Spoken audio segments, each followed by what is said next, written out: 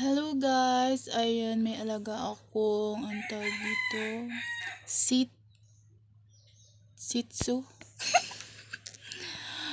Ayan siya. Kaso nga hindi siya kumakain, hindi ko alam kung bakit kasi nga yung kasama niyang babae gustong magpaasawa. Kaso ayaw ng babae magpaasawa sa kanya. Tapos hindi siya kumakain. Ewan ko kung yun ba yung dahilan. Hindi. Tapos, yung hiniwalay namin doon sa babae, ayun, kumain siya kahit papano. Kaso nga, ang payat niya na. Ayan.